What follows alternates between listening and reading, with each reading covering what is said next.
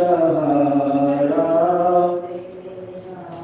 है मेरे और सहारा कोई नहीं, तेरे और सहारा कोई नहीं। गुरुदेव सहारा तेरा, गुरुदेव सहारा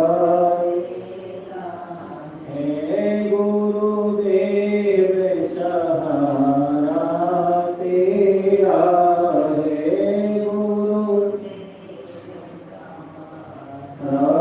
तेरा है, तेरी और सहारा कोई नहीं, मेरे और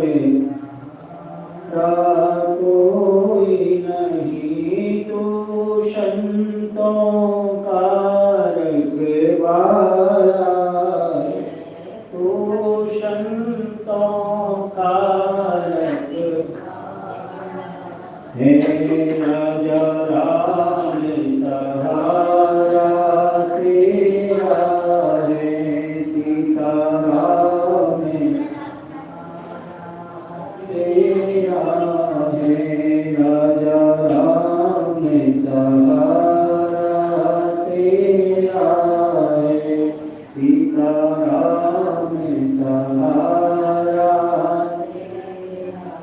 है, राजा राम राम राम, सीता राम राम राम, राजा राम राम, सीता राम राम राम, राजा राम राम राम, सीता राम राम राम, राजा राम, सीता राम राम राम। लक्ष्मी नारायण भगवान की जय, श्री गुरुदेव भगवान की जय, श्री दयानंद जी महाराज की जय, श्री रे महाराज जी की जय। अब 10वां अध्याय।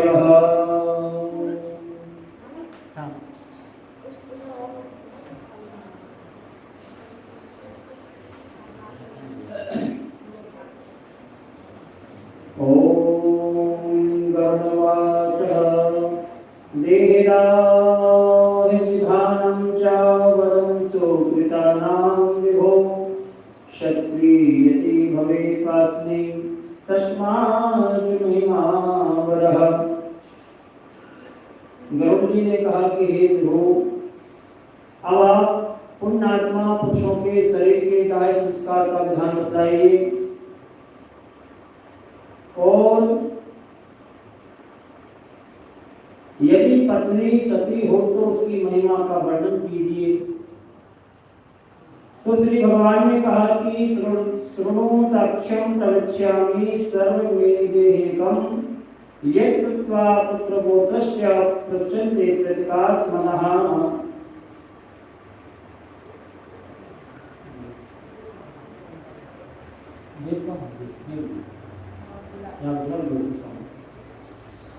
ओम श्री भगवान कहते हैं कि हे दाक्षिण्य और दैहिक कृत्यों का करने से पुत्र पितृ से मुक्त हो जाते हैं, उसे सुनो मैं तुमसे कहता हूँ। बहुत से दान देने से कोई लाभ नहीं है। माता पिता की अंत्येष्टि क्रिया भली भांति करना चाहिए, और पुत्र को अग्निहोत्र यज्ञ के समान फल प्राप्त होता है। तथा शोक्यम परिताज्यम करे मुंडनम सुता, समस्त बंधु बांधवा युक्ता सर्व पाप विमुक्ते। माता पिता की मृत्यु होने पर पुत्र को शोक का परित्याग करके सभी पापों से मुक्ति प्राप्ति के लिए समस्त बंधु बांधव के साथ मुंडन कराना चाहिए। माता पिता के चले जाने पर जिसने मुंडन नहीं कराया है वह संसार रूपी को उतारने वाला पुत्र कैसे समझा जाएगा। इसलिए चाहिए, शास्त्रों का विधान है कि इन क्रियाओं का लोप नहीं होना चाहिए, क्रियाएं अनवरत चलनी चाहिए। इसी प्रकार तुरंत जल लेकर आए, जल से सबको स्नान कराएं, गंगा जी की मिट्टी से लेप और मालाओं से विभूषित करें। इसके बाद नवीन वस्त्र से ढककर अपशब्द होकर नाम गोत्र का उच्चारण करें। दक्षिणा सहित पिंडदान देना चाहिए। मृत्यु के स्थान पर पहला पिंड देना चाहिए। मृत व्यक्ति के नाम से नाम गोत्र का उच्चारण करें। ऐसा करने से भूमि के देवता प्रसन्न हो जाते हैं। द्वारदेशे भवेत् पांथम तस्या नामिनं प्रदापयेत्। इसके बाद द्वार देश पर पिंडदान पांच नाम से करना चाहिए। नाम गोत्र का उच्चारण करें। ऐसा करने से भूतादि कोटि में दुर्गति दुष्ट प्रेत मृत प्राणी की सदगति में विघ्न बाधा नहीं करते। इसके बाद पुत्र वधू आदि जाने वाले उनकी पूजन करें। अन्य बंधु बांधव के साथ पुत्र को शव यात्रा के लिए कंधा देना चाहिए। अपने पिता को कंधे पर धारण करके जो पुत्र संसार को ले जाते हैं वे पग पग अश्वमेध यज्ञ के फल को प्राप्त करते हैं। तो ततो नीत्वा शमशानेष्वा स्थानेत्वा दुरमुखम तत्र देहस्य द्याहर्तम स्थलासंचोद एव च। ध्यान में पिता अपने कंधे पर पीठ पर बैठाकर जब बचपन में पुत्र का लालन पालन सदा करता है, उसी ऋण से पुत्र तभी मुक्त होता है, तब वह मृत पिता को अपने कंधे पर ढोता है। इसके बाद आधे मार्ग में पहुंचकर भूमि का पुत्र नाम से भूत नाम का पिंडदान देवे। पिंडदान से अन्य दिशाओं में स्थित जो नाना गण हैं, पिशाच, राक्षस, यक्ष आदि उस हवन करने योग्य देह की अयोग्यता नहीं करते। इसके बाद शमशान में ले जाकर उत्तर मुख करके स्थापित करें। यथाविधि भूमि का संशोधन करें, भूमि का समार्जन करें और इसी प्रकार अग्नि स्थापन करें। पुष्प, अक्षर आदि से कव्य संयम अग्नि देव का पूजन करें। लोमभ्यः स्वाहा लोमभ्यः स्वाहा इति अनुवाद से यथाविधि होम करना चाहिए और प्रार्थना करनी चाहिए कि प्राणियों को धारण करने वाले और उनको जो है उत्पन्न करने वाले, प्राणियों का पालन पोषण करने वाले ये सांसारिक मनुष्य जो है, ये देह जो है मर चुकी है, तुम इसे स्वर्ग ले जाओ। इस प्रकार कव्य संग अग्नि की प्रार्थना करें। चंदन, तुलसी, पलाशों, पीपल की लकड़ियों से चिता का निर्माण करें। हे खगेश्वर, उस शव को चिता पर रखकर वहां दो पिंडदान करना चाहिए। प्रेत के नाम से एक पिंड चिता पर, दूसरा शव के हाथ में देना चाहिए। अच्छा, चिता में रखने के बाद उस आत्मा को प्रेतत्व आ जाता है। उसी दिन से वो प्रेतत्व में विभक्त हो जाता है और प्रेत कल को जानने वाले विद्वान जन चिता पर दिए जाने वाले पिंड को साधक नाम से संशोधित करते हैं। चिता पर साधक नाम से उस शव के हाथ पर प्रेत नाम से पिंडदान करना चाहिए। इस प्रकार 5 पिंड जो हैं सबकी आहुति में अयोग्यता संपन्न करते हैं। संसार में स्थित पूर्वोक्त पिशाच, राक्षस, यक्ष आदि उनकी आहुति योग्यता के उपघातक होते हैं। इसलिए चाहिए पुत्र को जो अग्नि प्रदान करे। अगर पंचक में जिसका मरण होता है उस मनुष्य की सदगति नहीं होती। पंचक शांति किए बिना उसका दाय नहीं करना चाहिए। अगर पंचक शांति नहीं होती, अन्यथा उस घर में अन्य किसी की मृत्यु हो जाती है। घनिष्ठा के उत्तरार्ध रेवती पर्यंत 5 नक्षत्र पंचक संज्ञक हैं, मृत व्यक्ति के लिए के योग्य नहीं होते, उसका दाय करने से परिणाम शुभ नहीं होता। पंचकों के नक्षत्र में जो चला जाता है प्राणी, उसके घर में कोई हानि हो जाती है, पुत्र और सहोदरी को भी विघ्न होता है, अथवा पंचक में भी दाय विधि का आचरण करके मृत व्यक्ति का दाय संस्कार हो जाता है। पंचकों की शांति की विधि में कहता हूँ कि हे दाक्ष, 5 नक्षत्रों में 4 पुत्रों को विशाखित 4 पुतले बनाए, सबके सभी स्थापित करें। प्रेत दैता नरेंद्रो वह स्वरमयक्षतु, इस मंत्र से उन नक्षत्र मंत्रों को संपुटित करके होम करें और पुत्रों को सबके साथ दाय कर दें। सपिंडी श्राद्ध के दिन यथाविधि पंचक शांति करें।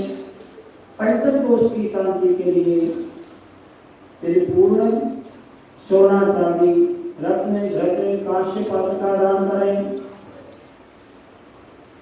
पंचक शांति विधान करके जो दाय संस्कार करता है, उसे पंचजन्य कोई विघ्न बाधा उत्पन्न नहीं होती।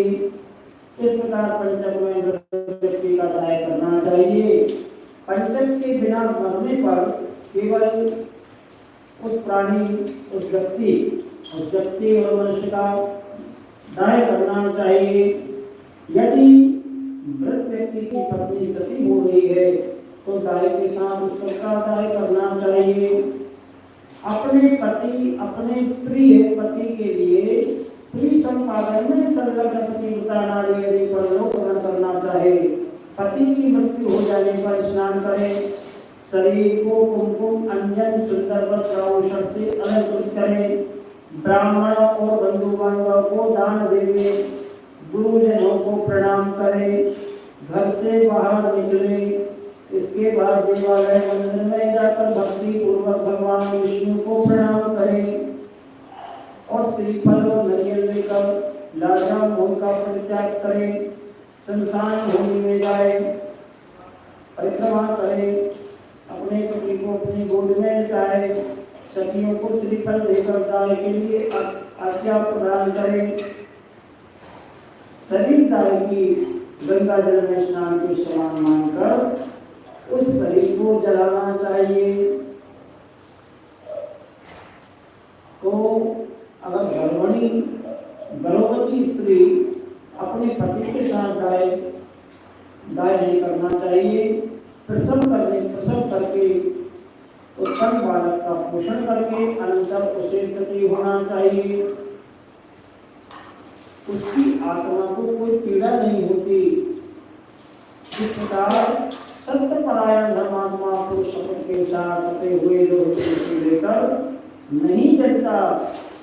अंतरात्मा मृत व्यक्ति की अंतरात्मा के साथ एकत्व प्राप्त कर लेती है। चाहिए पति के मरने पर जो स्त्री अग्नि में आरोहण करती है, वह महर्षि वशिष्ठ की पत्नी अरुंधति के समान स्वर्गलोक में सम्मानित होती है। कहा गया है तत्रम सा भृतपरमा श्वेतमानां सरोगणे रमते पतिनां सार्था यवदितं चतुर्दशम् मान्त्रिकं वेदिकं चैव यत्र सा योजापदायिके कुलं त्रायं पुतोराग्निं अनुरक्षति। पतिव्रता वाली अप्सरागणों में 14 इंद्रों के राजकुल पर्यंत अपने अपने पति के लिए स्वर्गलोक में भ्रमण करती है। जो सती है अपने माता कुल को, पितृ कुल को और पति कुल को, इन 3 कुलों को पवित्र करती है। इसलिए चाहिए कि मनुष्य के शरीर में 3.5 करोड़ रोमकूप हैं। उतने काल तक नारी अपने पति के साथ स्वर्ग में आनंदित रहती है और इस प्रकार दीर्घायु प्राप्त करके पवित्र कुल में पैदा होकर पति रूप में पतिव्रता नारी पति को पुनः प्राप्त करती है। जो स्त्री क्षण के लिए होने वाले दाय दुख के कारण इस प्रकार सुखों को छोड़ देती है, वह मूर्खा जन्म पर्यंत विरहाग्नि में जलती रहती है। हे गरुण, यदि पत्नी सती नहीं होती तो केवल पति का ही समुदाय करना चाहिए। सबके आधे अथवा पूरे जल जाने पर मस्तक को फोड़ना चाहिए।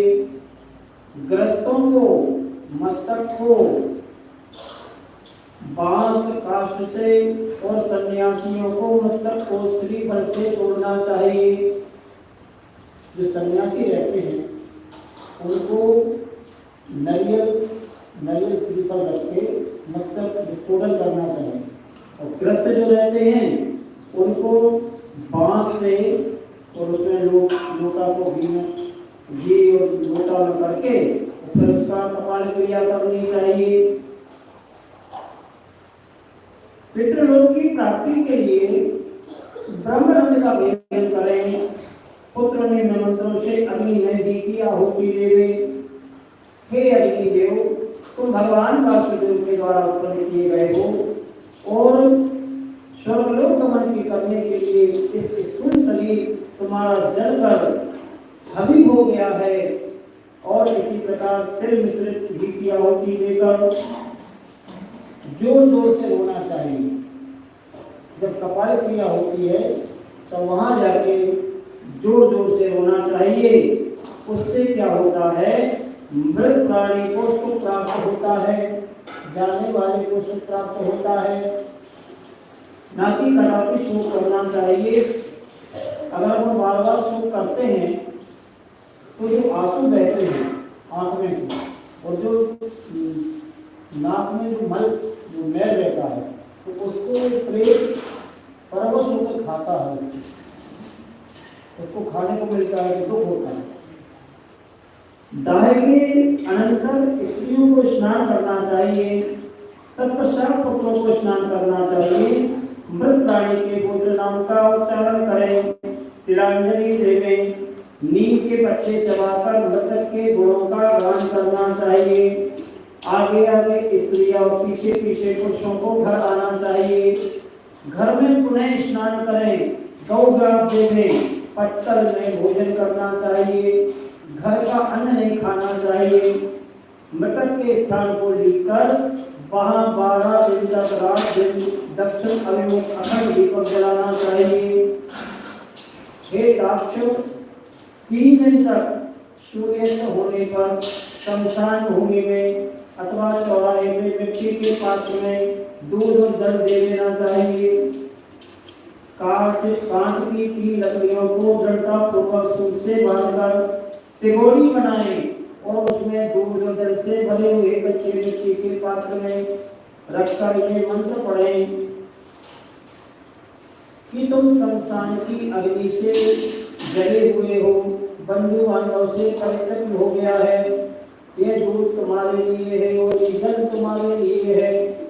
इसमें स्नान करो और इसको पियो। चौथे दिन अस्थि संचय करना चाहिए। तिथिवार मुहूर्त विचार करके तीसरे अथवा दूसरे दिन अस्थि संचय करना चाहिए।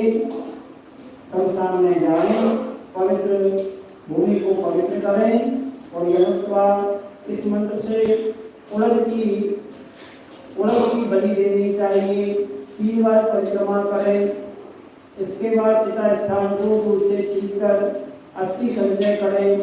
अस्थियों को पलाश के पत्ते पर रखकर दूध और जल से धोएं। मिट्टी के पात्र में रखकर यथाश्राद्ध पिंडदान करें। त्रिकोण स्थल मंदिर बनाकर उसमें गोबर लीपें। दक्षिण अभिमुख होकर तीनों दिशाओं में 3 पिंड प्रदान करें।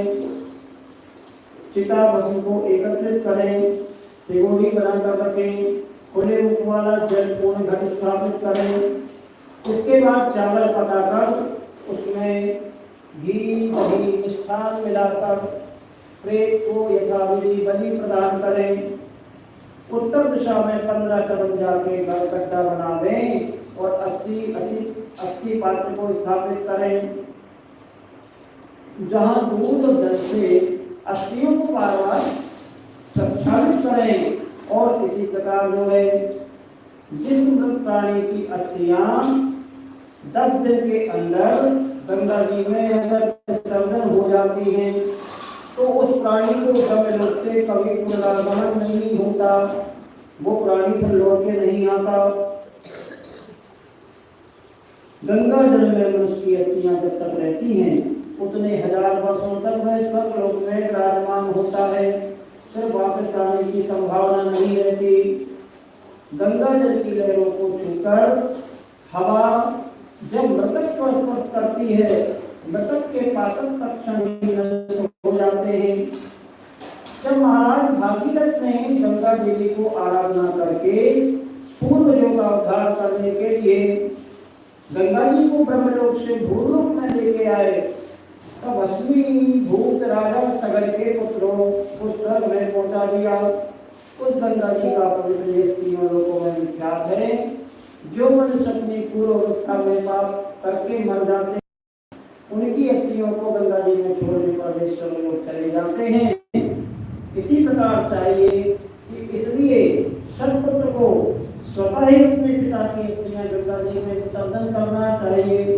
अस्थि संचय के अनंतर 10 गात्र विधि का अनुष्ठान करना चाहिए।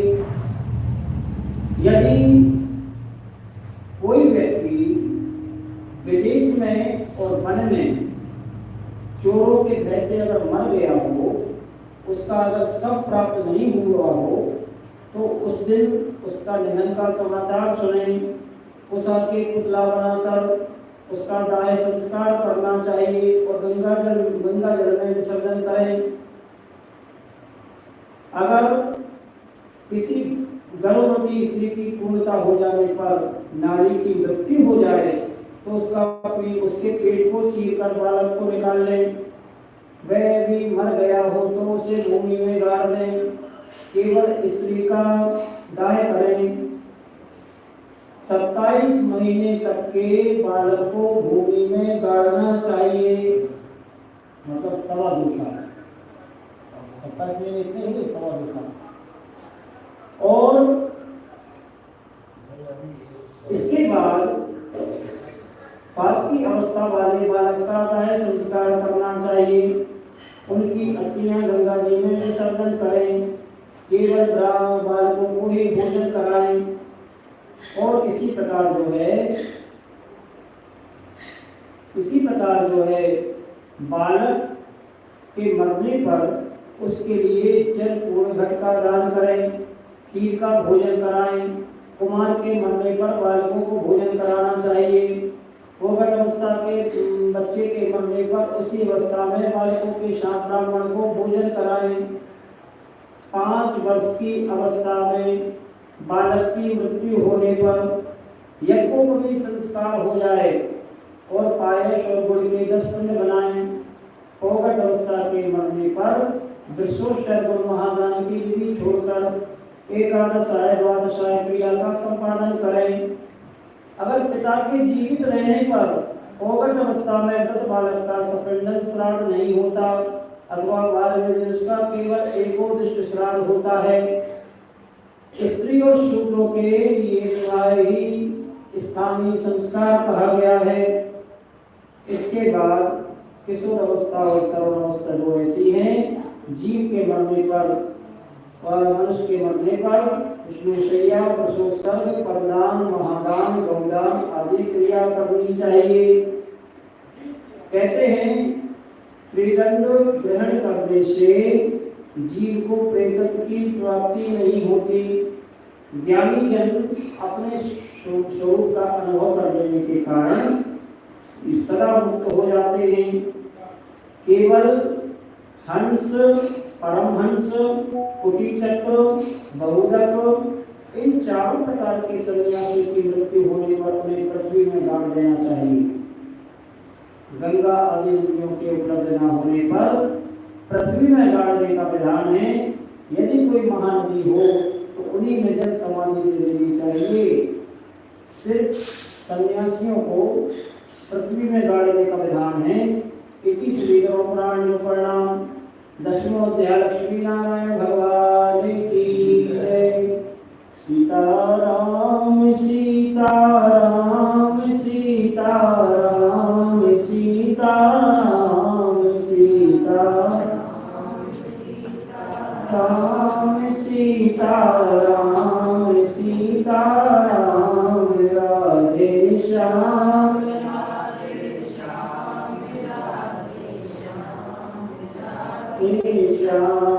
राधे श्याम राधे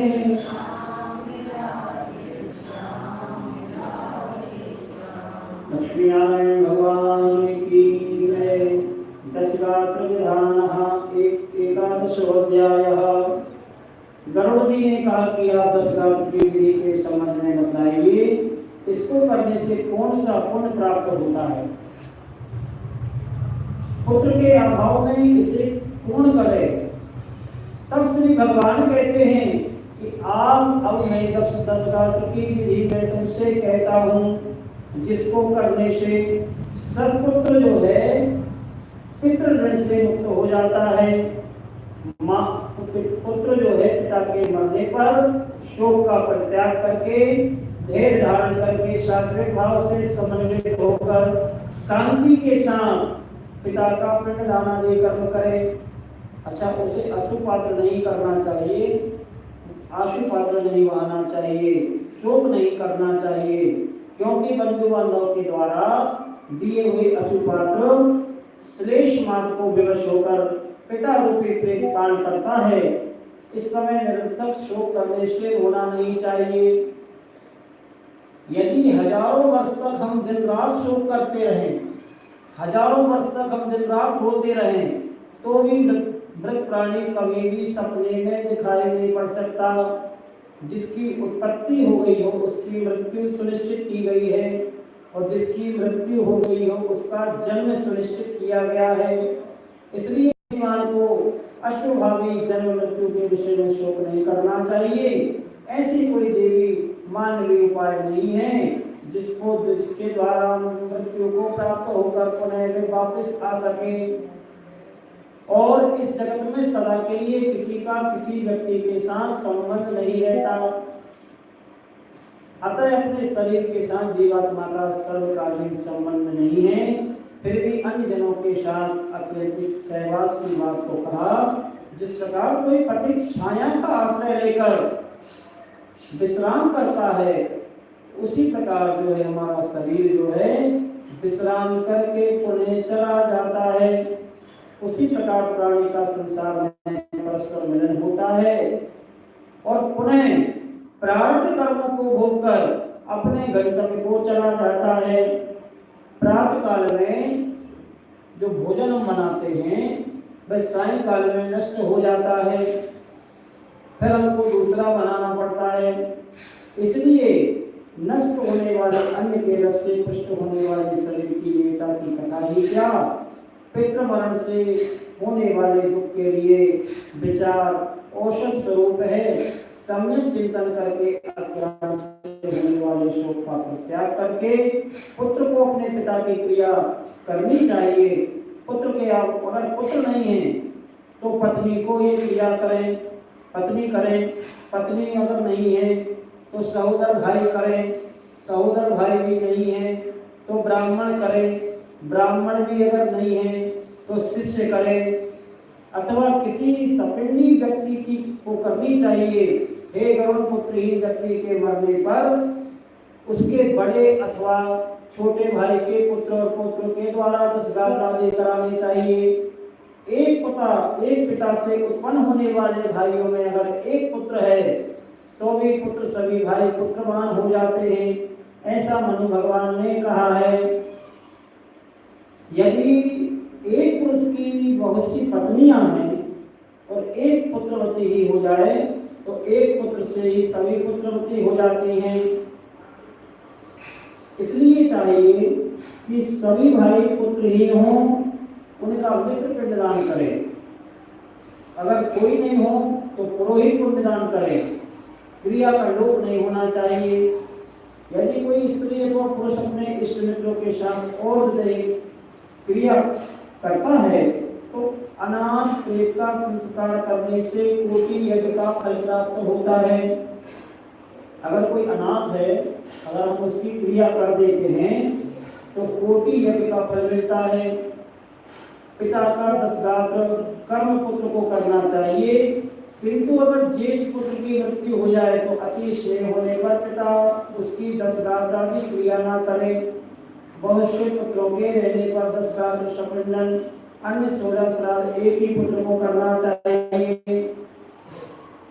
अगर पैतृक संपत्ति का बंटवारा हो जाए, हमारे महाराज जी कहते थे कि 4 भाई हैं तो 4 भाई अपने अपने जगह पर रहते हैं, और अगर उनके पिता जो है बीमार हो जाए, अस्पताल में भर्ती हो जाएं और अगर कोमा में चले जाएं तो चारों भाई जो रहते हैं उस पैतृक संपत्ति धन के लिए पिता के पास जाकर जायदाद के लिए दस्तखत करा लेते हैं कि ये पिताजी हमको दस्तखत कर दें, हमको जायदाद मिल जाए। लेकिन कहते हैं कि पिता के लिए, इसमें भी लिखा हुआ है गरुड़ पुराण में कि चारों भाई पिता के निमित्त एक एक लोटा जल प्रतिदिन चढ़ाना चाहिए। जे नहीं कि बड़ा चढ़ाए छोटा चढ़ाए, ऐसा नहीं, मंजला सजला मना नहीं है शास्त्रों में, गरुड़ पुराण में लिखा है चारों को चढ़ाना चाहिए एक एक लोटा जल। तो संपत्ति के लिए चारों खाड़े, जो एक लोटा जल चढ़ाने के लिए नहीं। तो किंतु संवत्सरिक श्राद्ध को विभक्त पुत्र पृथक पृथक करे, इसलिए ज्येष्ठ पुत्र को एक समय भोजन करें, भूमि पर शयन करें, ब्रह्मचर्य का पालन करें, भक्ति भाव से 10 गात्र और श्राद्ध विधान करना चाहिए। पृथ्वी की 7 परिक्रमा करने से जो फल प्राप्त होता है वही फल माता पिता की क्रिया करने से पुत्र को प्राप्त हो जाता है। 10 गात्र से लेकर वार्षिक श्राद्ध पर्यंत पिता की श्राद्ध क्रिया करने वाला पुत्र दया श्राद्ध का फल प्राप्त करता है। देवालय में जाएं, किसी एकांत जगह में तीर्थ स्थान में जाएं, बिना मंत्र के स्नान करें, पवित्र होकर दक्षिण अभिमुख होकर वेदी बनाएं, धर्म में ब्राह्मण को स्थापित करके पूजन करें और इसके बाद आगे पिंडदान करें, नाम को उच्चारण करें, पके हुए चावल अथवा जौ के आटे के पिंड प्रदान करें, उसी खस चंदन भृंगरिया का पुष्प निवेदित करें, दूध दीप आदि से पान दक्षिणा से समर्पित करें और अन्न वस्त्र जल अन्य जो भी वस्तु है प्रेत शब्द का उच्चारण करके मृत प्राणी को दी जाती है अथवा अन्न फल प्राप्त होता है। सपिंडी के पूर्व स्त्री पुरुष दोनों के लिए प्रेत शब्द का उच्चारण करना चाहिए। पहले दिन जो अन्न से पिंड दिया जाता है वही पिंड 9 दिन तक पिंडदान करना चाहिए। 9वें दिन सपिंडी जनों को मृत प्राणी की स्वर्ग की कामना करने के लिए घर के बाहर जाकर स्नान करें, मृत प्राणी के घर जाकर कहें, मैं दूर्वा की समान आपकी कुल की वृद्धि हो जाए। हे खगेश्वर, 10वें दिन मांस से पिंड प्रदान करना चाहिए, किंतु कलयुग में मांस से पिंड नहीं दिया जाता। उड़द का जो आटा रहता है उससे ही पिंडदान प्रदान करें। 10वें दिन छोड़कर बंधु बांधवों को मुंडन कराना चाहिए, क्रिया करने वाले को पुनः मुंडन कराना चाहिए। 10 दिन तक एक ब्राह्मण को प्रतिदिन मिष्ठान भोजन कराना चाहिए। हाथ जोड़कर भगवान विष्णु का ध्यान करके प्रेत की मुक्ति के लिए प्रार्थना करें। अतिशी के फूल के समान कांति वाले पीत वस्त्र धारण करने वाले हे भगवान, हम आपको प्रणाम करते हैं। इस प्रकार श्राद्ध के अंत में प्रार्थना करें, मंत्र पढ़ें, तदनंतर स्नान करके घर जाकर गौग्रास देवें और भोजन कराना चाहिए। इति श्री गरुड़ पुराण उपनाम 11वां अध्याय लक्ष्मी नारायण भगवान की। श्री कृष्ण गोविंद हरे मुरारी, हे नाथ नारायण वासुदेवा। श्री कृष्ण गोविंद हे नाथ नारायण वासुदेवा।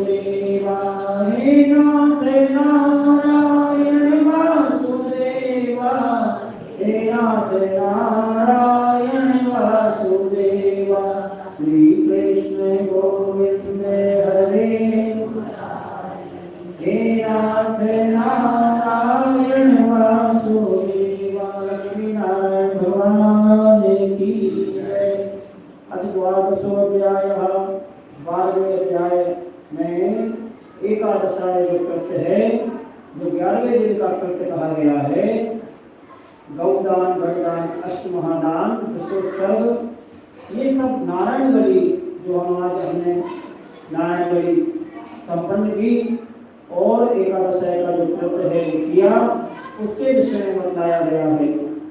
तो गरुड़ जी ने कहा कि हे सुरेश्वर, 11वें दिन के कृत को विधि विधान के साथ बतलाएं, विश्वोत्सर्ग विधान बतलाएं। तो श्री भगवान ने कहा 11वें दिन प्रातःकाल जलाशय में जाकर औषधि क्रिया करनी चाहिए। वेद और शास्त्रों का अभ्यास करने वाले ब्राह्मणों को निमंत्रण करें, हाथ जोड़कर नमस्कार करें, प्रेत की मुक्ति के लिए प्रार्थना करें। आचार्य भी स्नान संध्या आदि करके पवित्र हो जाए। 11वें दिन के उचित कृत्यों का विधिवत विधान करें। 10 दिन तक मृतक के नाम गोत्रोच्चारण मंत्रोच्चारण के बिना करना चाहिए। 11वें दिन प्रेत पिंडदान समंत्रक मंत्रों सहित करना चाहिए। स्वर्ण से विष्णु की, चांदी से ब्रह्मा की, तांबे से रुद्र की, लोहे से यम की प्रतिमा बनाएं।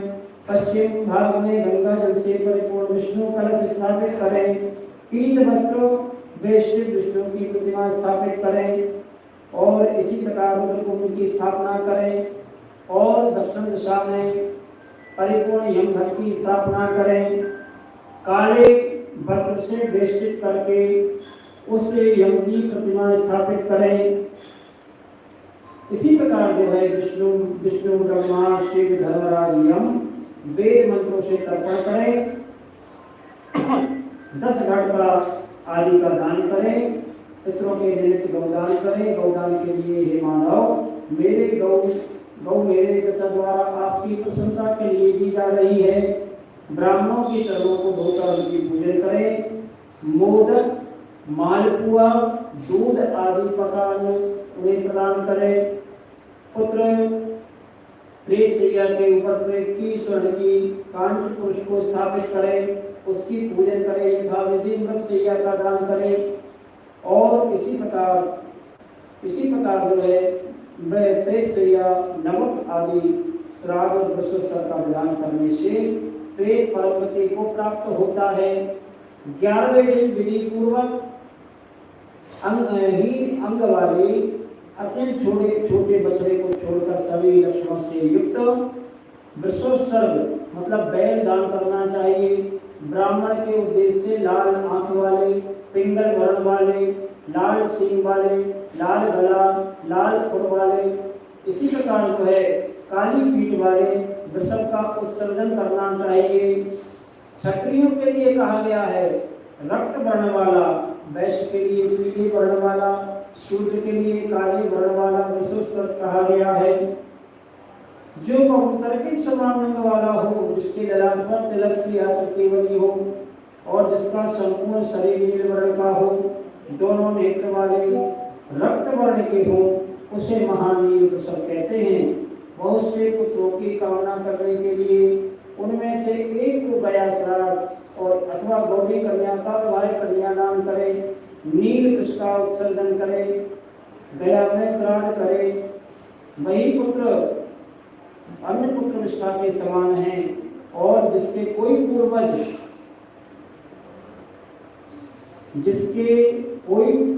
पूर्वज जो है रौरव आदि नरक में यातना पा रहे हैं, तो 21 पीढ़ी के पुरुषों के सहित विश्वोत्सर्ग करने वाला पुत्र उनको तार देता है। इसलिए चाहिए कि गया जी में ज्यादा समय न लेते हुए श्राद्ध करने के बाद एक श्राद्ध छोड़कर दूसरे श्राद्ध के उपरांत गया जी चले जाना चाहिए। इस प्रकार विश्वोत्सर्ग कामना करते हैं हमारे वंश में कोई पुत्र होगा, जो विश्वोत्सर्ग करेगा उनके द्वारा किए हुए विश्वोत्सर्ग से परमगति को प्राप्त हो जाते हैं। इसलिए बछड़ा और बछड़ी को लेकर कंकण बांधे, वैवाहिक विधि विधान के साथ पूजन करें। तुम्हारे उत्सर्ग करने के लिए भगवान से पार लगाओगे और प्रेत को मोक्ष प्रदान करता है। विश्वोत्सर्ग कर्म अवश्य करना चाहिए। जीवन अवस्था में विश्वोत्सर्ग करने पर वही फल प्राप्त प्राप्त होता है। पुत्रहीन मनुष्य तो स्वयं अपने उद्देश्य के लिए विशोषण करते हैं। कार्तिक महीने में, शुभ महीने में, सूर्य के उत्तरायण में, शुक्ल पक्ष में, कृष्ण पक्ष की द्वादशी तिथि में, सूर्य के ग्रहण में, काल के और पवित्र तीर्थ में, दोनों संक्रांतियों में, मकर और कर्क संक्रांतियों में, मेष और तुला राशि में विश्लेषण करना चाहिए। शुभ लग्न में, शुभ लक्षणों में ब्राह्मणों को बुलाकर जप होम दान से देह को पवित्र करके पूर्वोक्त रीति से होमादि कृत को संपादित करना चाहिए। शालिग्राम स्थापना करके वैष्णव श्राद्ध करना चाहिए। ब्राह्मणों को दान करना चाहिए। अग्निहोत्र यज्ञों के और विविध दानों में जो परम गति प्राप्त होती है, वही जो है विशोषण करने से हमको कष्टों में यज्ञ का फल प्राप्त हो जाता है। अथवा हे राक्षस, सभी प्रयत्न करके विशोषण करना चाहिए। तीनों लोकों में विशोषण के समान कोई पुण्य कर्म नहीं है। और पति पुत्र वाली स्त्री यदि दोनों ही सामने मर जाएं, उसके उद्देश्य से विशोषण नहीं करना चाहिए। अपितु दूध देने वाली गाय का दान करना चाहिए। हे गरुण, जो व्यक्ति वृषभ को कंधे अथवा पीठ पर भार ढोने के लिए प्रयोग करता है, प्रलय पर्यंत घोर नरक में निवास करता है। जो निर्दयी व्यक्ति जो है मुट्ठी मुक्के लकड़ी से अगर बैल को मारता है, तो उसी एक कल पर्यंत यमराज उसको यम यातना को भोग प्रदान करते हैं। इसलिए चाहिए 10 दिन 10 रात के 10 पिंडों को देना चाहिए। प्रथम मन में षोडशी श्राद्ध कहा जाता है और दूसरा मध्य में किए जाने वाली मध्यम षोडशी कहा जाता है।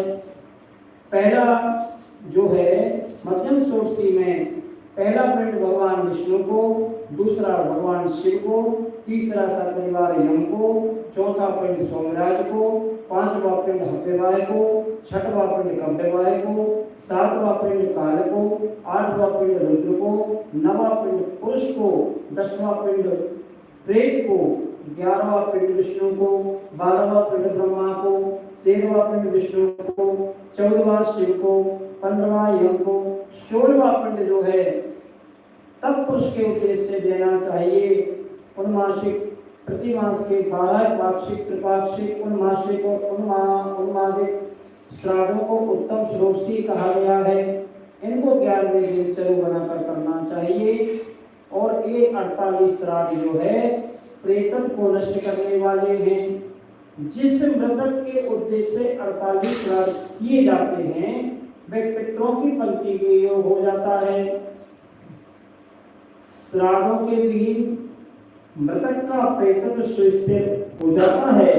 जब तक 16 श्राद्ध जिनके नहीं किए गए हैं, वे प्रेत अपने दूसरों के द्वारा दी गई कोई वस्तु प्राप्त नहीं करते। इसलिए पुत्र को चाहिए कि 16 श्राद्ध का अनुष्ठान करें।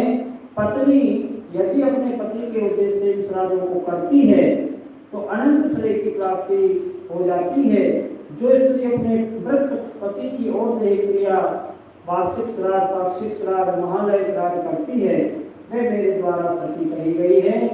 जो स्त्री अपने पति के उपकारार्थ पूर्वोक्त श्राद्धों का अनुष्ठान करने के लिए जीवन धारण करती है और मरे हुए अपने पति की श्रद्धा श्राद्ध आदि रूप से सेवा करती है, वह पतिव्रता कहलाती है।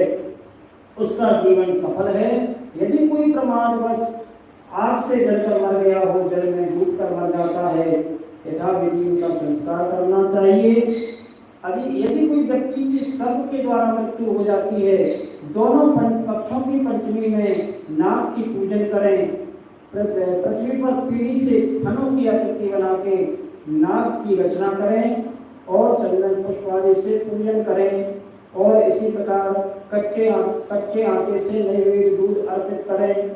और यथाविधि अगर चाहें शक्ति के अनुसार स्वर्ण का नाग और गौ ब्राह्मण को दान करें।